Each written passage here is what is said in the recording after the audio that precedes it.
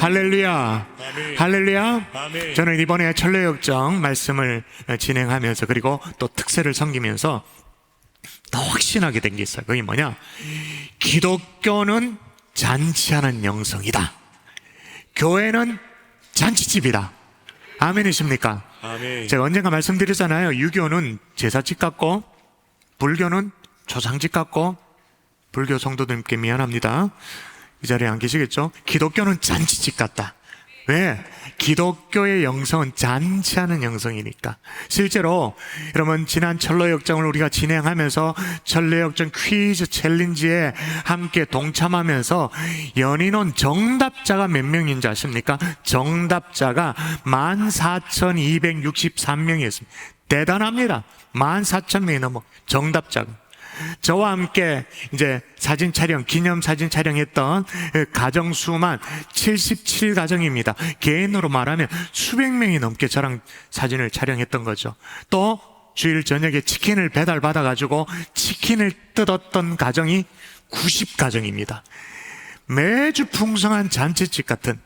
그리고 어제는 필그림 하우스에 100명이 방문해가지고 은혜로운 시간을 가졌잖아요. 6월달에 2차 또 100명이 이제 대기돼 있죠. 준비되어 있습니다. 그리고 지난 특세 기간에는 연인원 17,224명이 새벽을 깨우며 은혜를 나누고 매일 아침마다 수천 명이 아침에 식사를 나누고 애들이 막 엄마 아빠랑 밥을 먹는다고, 아침밥을 먹는다고 너무 좋아라 막 하면서 막 그런.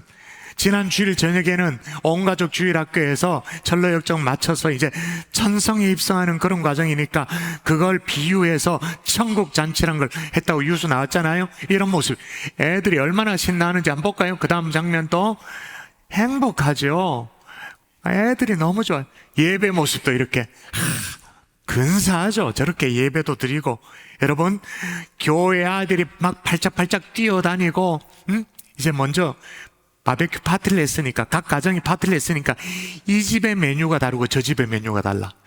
애들이 쫓아다니면서 여기서 오뎅 얻어먹고 저 집 가서 소불고기 얻어먹고 배 터지는 줄 알았어. 그러나 누구도만 하지 말라고 하자. 오라고. 제가 뭘 느꼈냐면, 와, 옛말에 우리 그런 말 있잖아요. 아이는 누가 키운다고요? 동네가 키운다고. 아이는 그 집 집구석 한 집구석이 키우는 게 아니라 온 동네가 아이를 하나 키운다라는 말이 있었는데, 야, 이게 그런 모습이 아닌가. 애들이 좋아서 여기도 기웃거리고 저기도 기웃거리고 얻어먹고 까르륵 쫓아다니고. 잔치집. 여러분, 사실은 우리 인생은요, 태어나서 죽는 날까지 잔치라고 할 수 있어요. 에이, 목사님 무슨 얘기합니까? 나는 사는 게 죽을 지경인데 무슨 잔치입니까? 여러분, 요즘은 잘 안 하지만 애가 태어났잖아요. 100일 되면 뭐합니까? 100일 잔치. 1년이 됐어요. 돌이 되었어요. 뭐합니까? 돌 잔치. 해마다 태어난 날을 기억하기 위해서 그 뭐합니까? 생일 축하하고 선물 주고받고. 결혼식도 사실은요, 결혼식 잔치입니다. 그래서 그래 얘기하잖아요. 이번 토요일 날 잔치집에 가야 된다고, 잔치에 가야 된다고. 회갑 잔치를 합니다. 그 이후에 10년마다 7순, 8순, 9순, 100순이 되어지면, 100살이 되어지면 백수라고 해서 어마어마하게 큰 잔치를 하죠. 우리 주변에 100살을 사는 분들이 없기 때문에 잘 몰라서 그렇습니다만 큰 잔치를 합니다. 그런데 여러분, 사람이 죽으면 장례식을 하잖아요. 근데 장례식도 잘 보세요. 잘 보시면 종류는 다르지만 그게 잔치입니다. 왜? 가족 친지들이 모이잖아요. 지인들이 모이잖아요.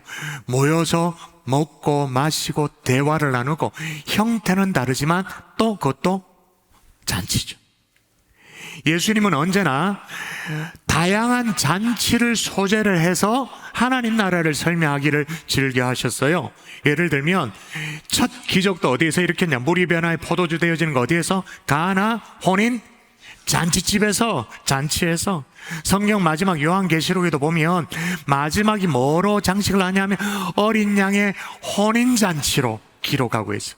오늘 우리가 펼쳐두고 있는 누가복음 14장, 15장 여기에도 막 잔치가 막 쏟아 부어져 있어요. 잃어버린 한 양 찾았습니다. 그래서 친구들을 불러 모으고 이웃을 불러 모아서 진짜 잔치를 합니다. 그래서 제가 친군식 때 이런 양 넥타이 이렇게 매면서 이렇게 보여드리고 막 그랬잖아요. 오늘은 다른 넥타이를 맸습니다만은, 그래가지고 애타게 찾았던 양을 찾으니까 주인이 너무 즐거워가지고 다시는 잃어버리지 않는다는 마음으로 앞다리 2개 딱, 뒷다리 2개 해서 이렇게 딱 메고 와가지고는 즐거이 메고 와서 잔치를 했다. 성경에 기록하고 있어요. 한 드라크마를 찾았을 때도, 잃어버린 동전을 찾았을 때도 친구들, 이웃들 불러서 잔치를 했죠. 아버지의 재산 미리 땡겨 받아가지고, 자기 몫을 챙겨가지고, 토껴버린 요 호랑말고 같은 아들내미, 요 완전 허랑방탕해서 다 탕진해버리자는 거지꼴로 살아가지고 완전 거지꼴로 돌아왔을 때, 돌아온 그 아들을 위해서 아버지가 뭘 열어요? 뭘 열어요? 2글자? 잔치를 베풀잖아요. 오늘 본문도 마찬가지예요. 아주 범상치 않은 잔치가 준비되고 있어요. 한번 읽어보도록 합시다. 어떤 잔치인지 시작. 어떤 사람이 큰 잔치를 베풀고 많은 사람을 청하였더니 잔치할 시각에 그 청하였던 자들에게 종을 보내어 이르되 오소서 모든 것이 준비되었나이다 하매. 아멘. 꽤나 큰 규모의 잔치를 준비했던 것 같습니다. 많은 사람들을 초대했습니다. 그리고 거기에 맞춰서 잔치의 규모에 맞춰서 음식이나 뭐 이런 것들 다 준비를 했습니다. 이런 정도의 규모로 진행되어지는 잔치, 우리는 잔치라고 부르지 않고 이름을 바꿔서 뭐라고 부릅니까? 축제라고 말하죠. 축제. 그래서 우리 교회가 다음 주일로 하는 것을 뭐 보통 교회들처럼 뭐 전도주일이다 이렇게 말하지 않아요. 총동원 뭐 주일이다 이렇게 수년 전부터 말하지 않고 우리는 뭐라 부르냐면 행복한 사람들의 축제다. 왜 축제라고 말하냐면 교회는 잔치집이니까, 그것도 어마어마한 잔치집이니까. 동의하십니까? 아멘. 그럼 왜 하필이면 축제라는 건 이해가 되는데 행복한 사람들의 축제냐? 행복한 사람들, 그게 뭐냐? 이건 제가 막 하도 많이 얘기해서 여러분 다 알 거예요. 2가지 행복이죠. 첫 번째는 내가 먼저 예수 믿어서 행복해지고. 아멘이십니까? 아멘. 첫 번째 행복인 거예요. 여러분, 지금 세상 사람들 왜 그렇게 공허해요? 서로 막 못 잡아먹어가지고 왜 그렇게 그래요? 다 마음이 공허한 거예요. 왜 중년의 멀쩡한 가장들이 이상하게 막 바람이 나가지고는 가정을 깨고, 왜 그래? 막 세욕이 막 발동돼가지고 껄떡껄떡해 정신을 못 차려 그랬습니까? 사실은 아니에요. 마음이 공허한 거예요. 해답은 그 공허한 마음 속에 예수 그리스도가 필요한 거예요. 첫 번째, 예수 믿어서 일단 내가 행복해지고, 이 행복을 배우자에게 선물을 해야 돼요. 2번째는 뭐냐? 내가 예수를 전함으로 더 행복해지는 거예요. 그런데 여러분, 첫 번째 행복에만 여러분이 머물러 있는다면 이 행복은 아니길 바라지만 조금 이렇게 사그러듭니다. 가면 갈수록 사그러들어요. 그래서 예수 믿은 지 오래되면 맹숭맹숭해지고 뭐 간격도 별로 없고 그렇게 되어져요. 그때 처방이 뭐냐? 딴 게 아니에요. 내가 생명의 복음을 전함으로 더 행복해지는 거예요. 이거는 경험해봐야 생명을 살림으로 말미암아 와 이런 거구나, 와 이런 기쁨이 있구나. 그래서 행복한 사람들의 축제인 거죠. 여러분, 그러나 오늘 본문에 보니까 이 잔치집에도 초를 치는 일이 벌어졌어요. 성경을 읽어보면 어떤 초를 치는 일이 벌어졌는가 알 수 있는데 읽어보도록 하십시다. 같이 읽습니다. 시작. 잔치할 시각에 그 청하였던 자들에게 종을 보내어 이르되 오소서 모든 것이 준비되었나이다 하매 다 일치하게 사양하여. 준비를 다 마쳤어요. 그런데 다 일치하여 뭐 했다고요? 사양했다. 이건 완전 다 된 밥에 재를 뿌리는 거 똑같은 거예요. 그런데 타이밍이 좀 그런 게 말이에요. 더욱더 그런 게 모든 것이 준비되었나이다 함에 다 일치하게 사양했다. 그게 무슨 말이에요? 모든 것이 준비되었나이다라고 하니까 그러자 사양했다. 이런 맥락인 거죠. 여러분, 우리도 그런 경험 있어요, 없어요? 있어요, 없어요? 평소에 참 우호적으로 잘 지냈어요. 교회에 대해서 그나마 또 긍정적인 마음이 있어 괜찮았어. 그래서 그 집의 아이 내가 이번에 축제에 좀 데려가겠다라고 하면 허락도 해줄 것 같고, 그리고 이 줄줄이 사탕으로 어쩌면 부모까지도 전도될지도 모르겠다라는 그런 기대감을 가졌어요. 그래가지고 괜찮겠다 싶어가지고 오늘 교회에서 나눠주는 이 초대장, 여기 이제 아이들 초대장이지만 당신도 초대한다고 이렇게 딱 내밀었어요. 그랬더니 못 간다는 거예요. 못 보낸다는 거, 우리 애. 아니, 그동안 쌓아왔던 얘기, 내가 해놓은 게 있는데 그걸 쌓아가면 몰수를 하고 모른 척하고는 싸늘하게 못 보낸다, 안 간다, 못 간다, 그렇게 말하는 거예요. 여러분, 이거는요, 경험해 본 사람만 다 알 수 있는 거예요. 그런 사람은요, 오늘 본문을 딱 읽으면서 어떤 느낌이 드냐 하면, 우와, 야, 오늘 본문이 이거 싱크로율이 100%구나. 성경이 완전 우리 얘기랑 똑같은 얘기를 하고 있구나. 소름 돋치게 막 느끼죠. 또 한편으로 사람들이 못 가는 핑계를 대요. 자, 핑계를 대는 거 한번 볼까요? 자, 한 사람은, 자, 보도록 합시다. 시작. 한 사람은 이르되 나는 밭을 샀음에 아무래도 나가 보아야 하겠으니 청컨대 나를 양해하도록 하라 하고. 아멘. 밭을 샀으니 못 간다, 그렇게 말합니다. 자, 이게 중요한 게 지금 밭을 사러 가는 게 아니에요. 지금 무슨 매매 계약이 되는 게 아니에요. 그렇다면 다 이해가 되죠. 사놓은 거예요. 사놓은 밭이 어디 갑니까? 그게 발 달려서 어디로 도망가요? 그런데도 밭 때문에 못 간다, 이게 무슨 말이에요? 핑계 대는 거예요, 핑계. 또 보세요. 또 한 사람은 이르되 나는 소 5겨리를 샀음에 시험하러 가니 청컨대 나를 양해하도록 하라 하고. 소 산 사람도 마찬가지야. 그리 급한 일이 아니에요. 초대에 응한 다음에 잔치집에 다녀온 다음에 소를 돌봐도 아무 문제가 없어. 싹 다 핑계예요. 근데 세 번째 사람은 더해. 뭐가 더하냐? 뭐가 더한지를 찾으십시오. 읽어보십시다. 시작. 또 한 사람은 이르되 나는 장가 들었으니 그러므로 가지 못하겠노라 하는지라. 예, 이번에는요, 양해도 없어. 그 앞에 두 사람은 양해를 구한다고, 미안하다고 그렇게 말했는데 아무런 사과도 없어. 뭐예요? 통보로 끝내. 못 간다. 와, 여러분, 아니, 다음 주가 축제인데 우리도 이러면 어쩌죠? 우리도 오늘 본문에 나온 이 잔치집에 생긴 그런 일들이 그대로 연출되면 어쩌냐는 거예요. 그래서 빈손 들고 터덜터덜 이제 산부 예배 오잖아요. 근데 우리 중등부 고등부 아이들도 많고 청년들도 많고 새가족들 어른들도 많고 하니까 이제 본당에 못 들어와. 태신자를 동반하지 않으면 죄송하지만 3층에 부속 예배실로 가야 된다. 그에게는 너무 막 속상하고 서글프고. 왜 하면 좋죠? 따라하십시다. 주님의 대안이 주님의 대안이 주님의 대안이 주님의 대안이 따로 있다. 따로 있다. 따로 있다는 걸 믿어야 돼요. 여러분, 이런 황당한 상황이 벌어지니까 종이 주인에게 보고를 했습니다. 이러이러합니다 라고 말하니까 주인이 종에게 오더를 내려요. 어떤 오더냐? 한번 보도록 할까요? 자, 같이 읽습니다. 시작.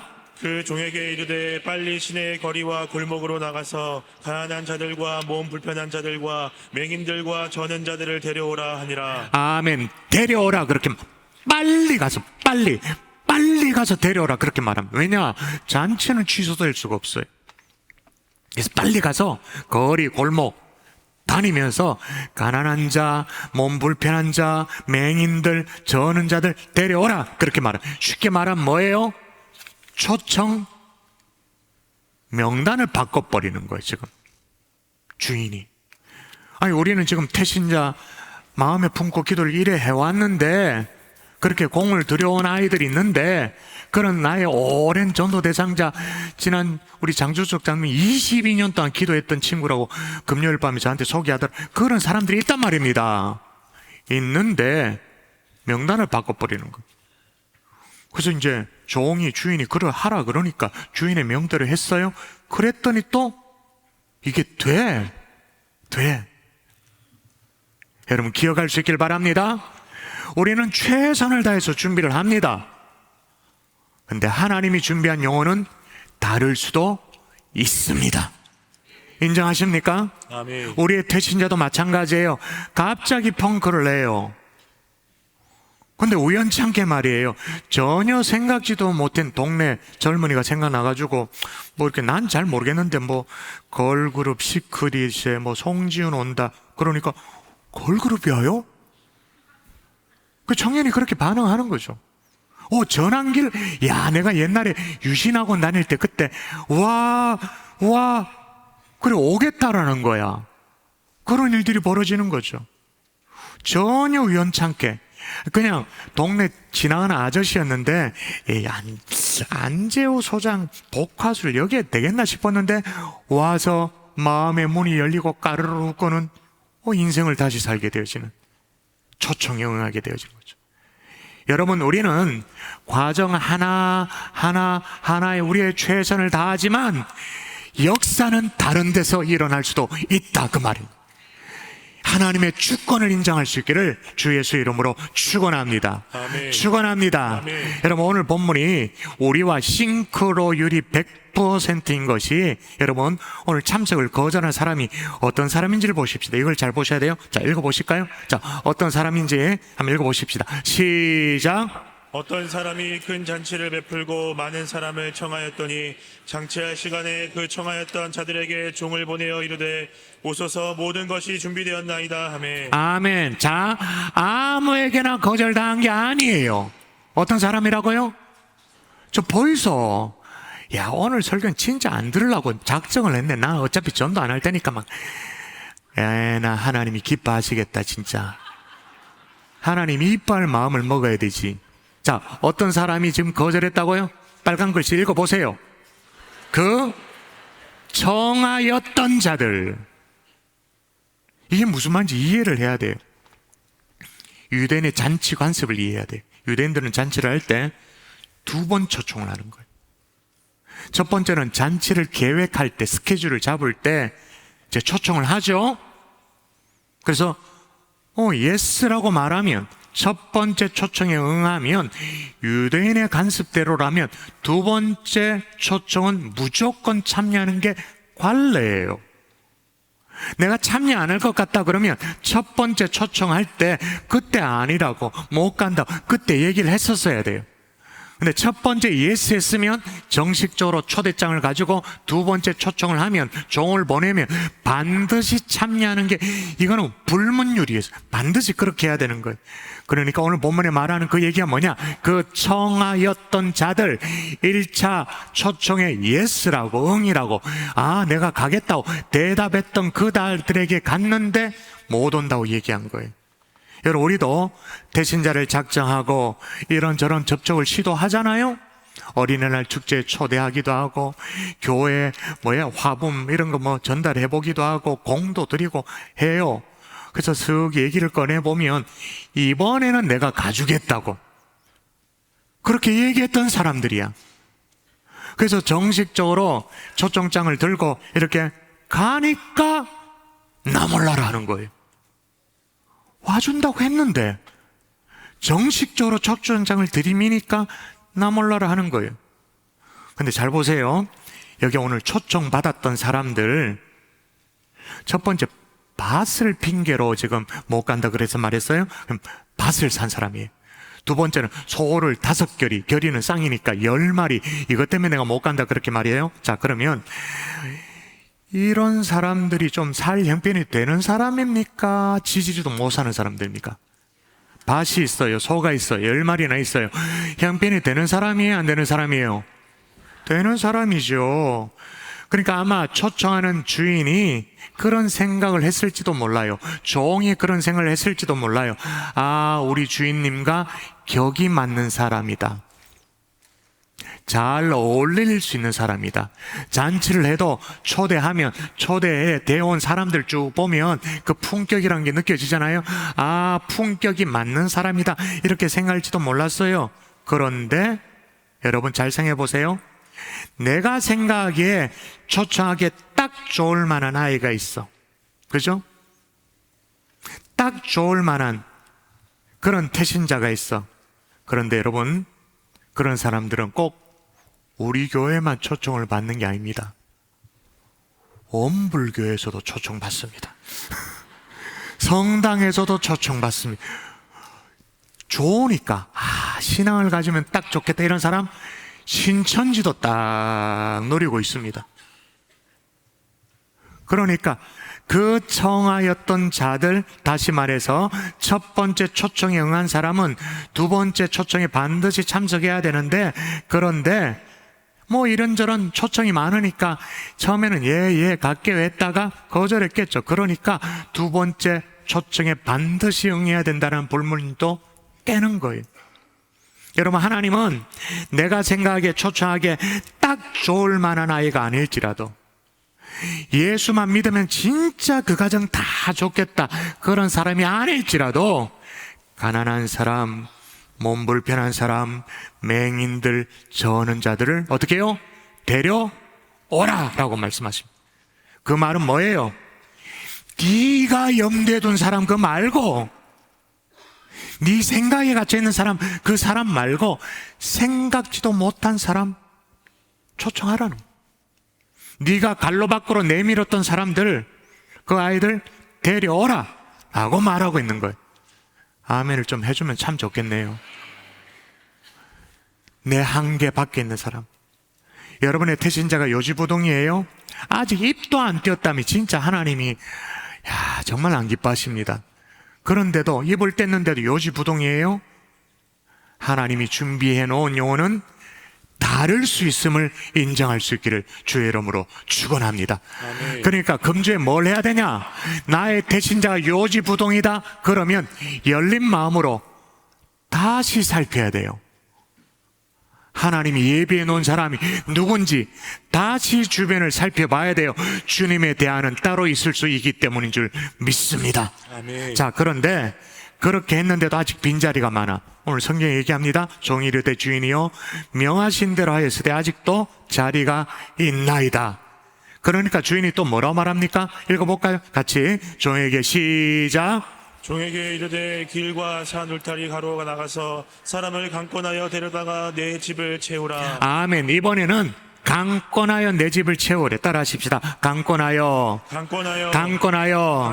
채워야 한다. 채워야 한다. 여러분, 성경에 강권하라 또는 뭐 오라, 이런 말이, 초청이 몇 번이나 나온지 아세요? 성경에 오라 이런 말 come 1900번이 나옵니다. 1900번. 대표적으로 여러분, 성경 마지막 계시록만 읽어보십시다. 자, 읽어볼까요? 나는 이런데 별로 관심이 없고 하나님의 소원에 관심이 없고 오로지 내 기도 제목, 오로지 내 것, 그러니까 이게 눈에 안 보이지만 성경을 보자고요. 자, 읽어보십시다. 시작. 성령과 신부가 말씀하시기를 오라 하시는도다. 듣는 자도 오라 할 것이요 목마른 자도 올 것이요 또 원하는 자는 값없이 생명수를 받으라 하시더라. 아멘. 우리 주님은 거듭 오라고 말해요. come 오라고 그렇게 말해요. 계속 초청하시죠. 근데 여러분 잘 들어보세요. 우리 주님의 초청은 오라예요. come. 우리를 향한 주님의 명령은 뭘까요? 우리 주님은 오라고 초청하세요.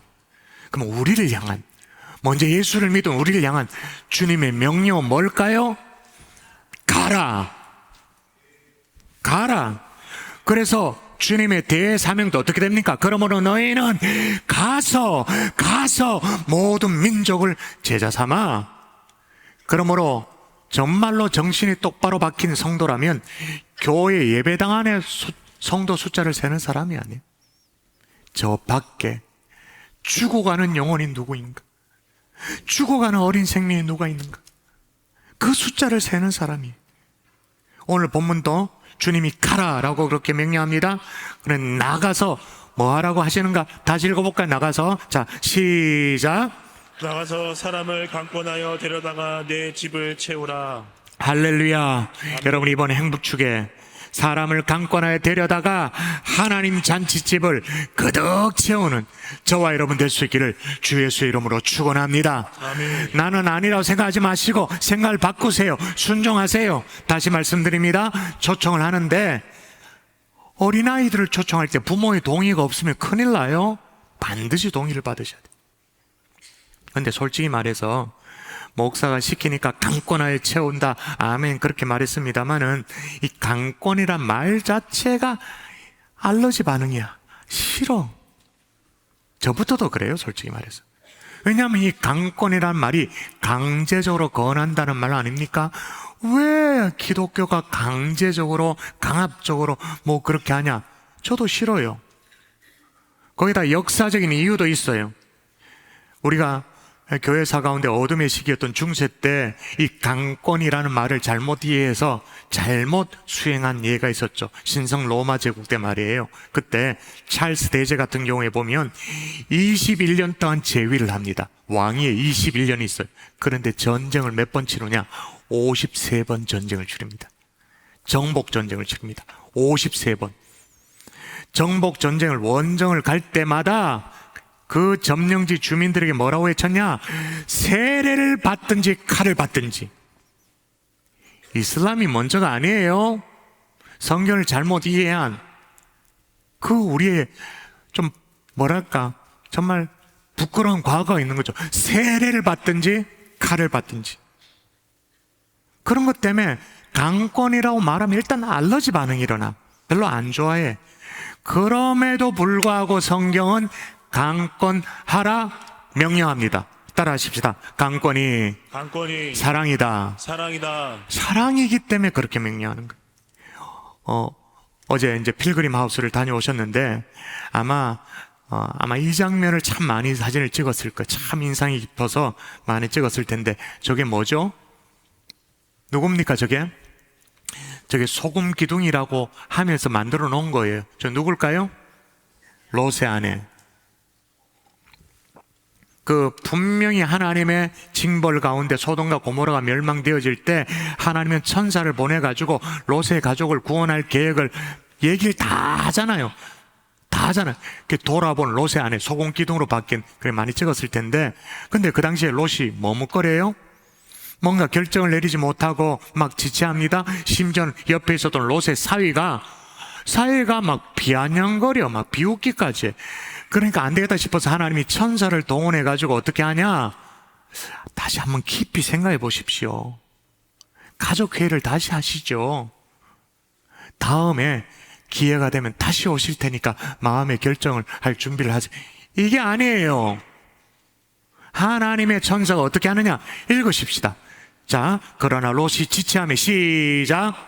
그러나 롯이 지체함에 그 사람들이 롯의 손과 그 아내의 손과 두 딸의 손을 잡아 인도하여 성 밖에 두니 여호와께서 그에게 자비를 더하심이었더라. 아멘. 잘 보세요. 지체하고 있는 롯의 손과 아내의 손과 두 딸의 손을 어떻게 됐다고요? 손을 잡아 인도하여 성 밖에 뒀다. 성경이니까 이렇게 기록됐지. 그 원어적인 의미는 뭐냐? 잡아가지고 줘 던진 거예요. 완전 잡아가지고 성 밖으로 집어 던진 거예요. 이게 강권이에요. 강권. 그러니까 강권이 예의가 없어 보일 수 있어요. 손모가지를 막 끄고 잡아 당기니까 신사적이지 않죠. 그런데 그 다음이 중요해. 자, 잡아 인도하여 성 밖에 두니 그 다음 구절 뭐라고 되어 있습니까? 자비와 함께 강권과 함께 자비를 설명하고 있어요. 강권이 어쩌면 여호와의 자비일 수 있는 거예요. 빌립도 마찬가지입니다. 예수님을 만나고 난 후에 너무너무 기뻐가지고 자기 친구 나다나엘에게 얘기하잖아요. 내가 그리스도를 만났다고 메시아를 만났다고 막 흥분해서 얘기하니까 나다나엘이 말도 안 되는 소리 하지 말라고 어디 그 나사렛 촌에서 선한 것이 나오겠냐고 시큰둥해 하니까 빌립이 속이 터져가지고 어떻게 말합니까? 두 단어를 얘기합니다. 모르나요? 2부 때는 진짜 대답 안 해가 제가 성질이 났는데 3부 정도 모르나요? 두 단어. 와 보라. 그러니까 와보라 앞에는 갈로 열건 뭐가 있겠어요? 속이 막 열불이 나니까 못 알아들으니까 와보라라고 말했지만 와보라 앞에 갈로 열건 뭐가 있어? 입 쳐닫고 와보라. 딴소리 하지 말고 핑계대지 말고 와보라. 갈로 닫고 했겠죠. 여러분, 머뭇거리고 있는 영혼, 주저하고 있는 영혼, 다음으로 미루고 있는 영혼, 그 영혼을 강권하는 것, 그것 자체가 사랑인 줄 믿습니다. 아멘. 근데 한편으로 우리는 이런 얘기를 많이 하고 많이 들어요. 예를 들면 이런 거죠. 내가 아는 어떤 분은 참 믿음이 좋은 분인데, 목사님 저에게 한 번도 교회 가자고 얘기한 적이 없다고, 한 번도 신앙을 강요한 적이 없다고, 그래서 그분의 삶이 너무 감동이 되어져서 따라 나서게 되어져서 경산주한계 오게 됐다, 그렇게 말을 합니다. 아름다운 얘기죠. 우리도 그런 삶을, 정말 감동적인 삶을 추구해야 되겠다라는 도전이 생겨요. 근데 그 다음이 문제야. 그 다음이 뭐냐? 이것이 바른 신앙인가? 믿음은 좋다라고 자타가 인정하는데 한 번도 교회 가보자고 얘기한 적이 없어, 강요한 적이 없어. 이게 바른 신앙인가? No. 그게 바른 신앙이라고 생각하면 그냥 쏟고 있는 거예요. 여러분, 성경 어디에도 너희 삶이 완벽할 때까지 기다리라고 한 적이 없습니다. 다시요. 성경 어디에도 너희 삶이 완벽할 때까지 기다려라 말한 적이 없습니다. 여러분 생각해 보세요. 우리가 언제까지 기다려야 여러분의 삶이 한 점 부끄러움이 없을까요? 내 나이가 한 70대면 80대면 괜찮을까요? 아니, 부끄러움을 넘어서 본이 되는 삶, 영향력이 되는 삶, 몇 살쯤 되면 될까요? 언제쯤 기다려야 될까요? 다 접어두고 본이 되는 삶, 그게 되려고 지금 막 뼈를 깎는 노력은 하고 계신가요? 그냥 살죠. 그냥 힘들어 죽겠고 그 주일날 와서 조금 마음이 위로, 그냥 살죠. 노력도 안 해요. 그럼 적어도 둘 중에 하나가 돼야 돼. 뭐냐? 여러분의 삶이 강권할 필요가 없는 정말로 감동적인 삶이 되거나, 아니면 좀 부족한 삶이라도 강권을 하거나. 그런 것이 없이 삶으로 전도한다고 말하는 건 순 거짓말쟁이에요. 전도하기 싫은 것을 그냥 근사하게 포장하는 위선인 거예요. 성경 어디에도 기다려 두어라고 말한 적이 없습니다. 오히려 뭐라고 말합니까? 오히려 이렇게 말합니다. 읽어보십시다. 같이 시작. 너는 말씀을 전파하라. 때를 얻든지 못 얻든지 항상 힘쓰라. 예, 때를 얻든지 못 얻든지 항상 힘쓰라. 사랑하는 성도 여러분, 예의 있는 방법으로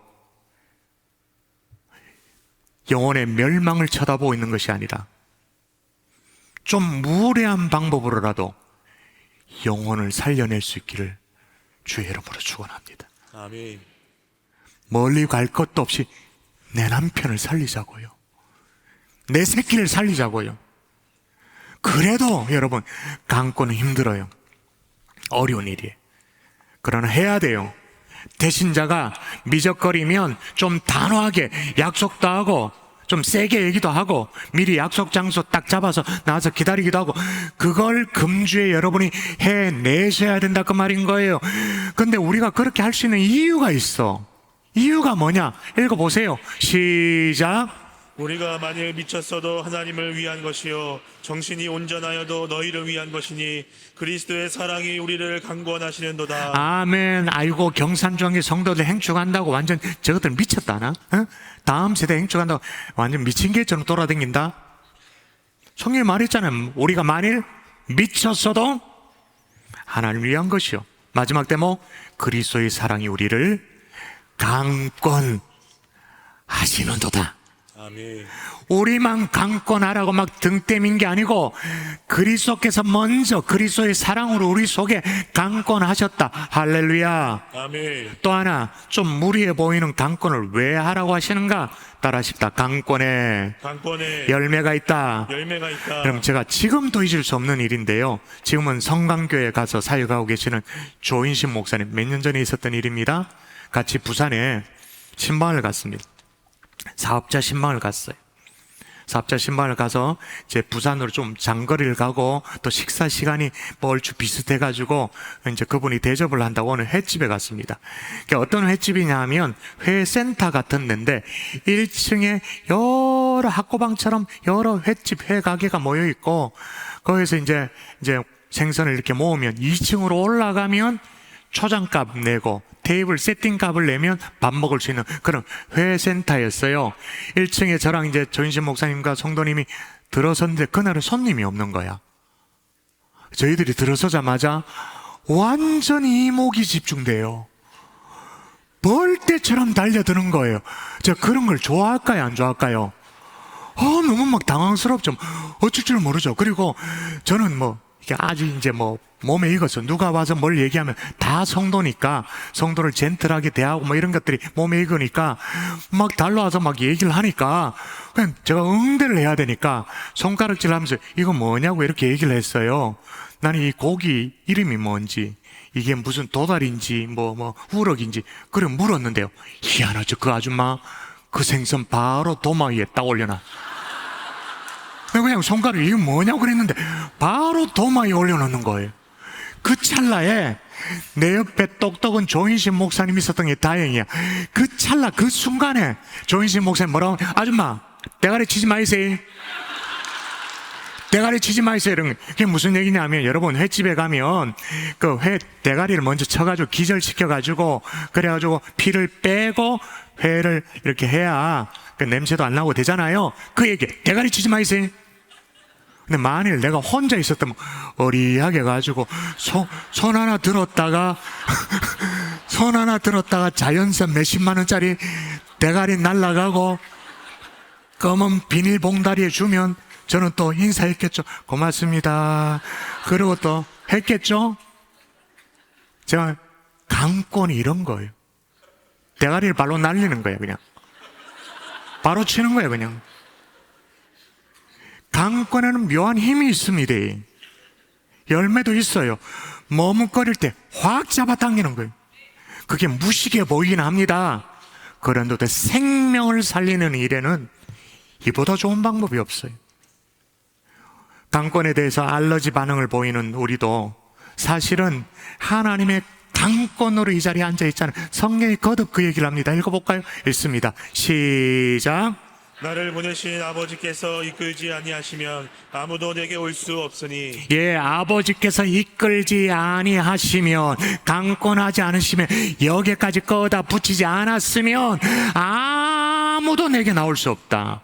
주님이 먼저 강권하셨던 거죠. 말씀의 결론을 맺을게요.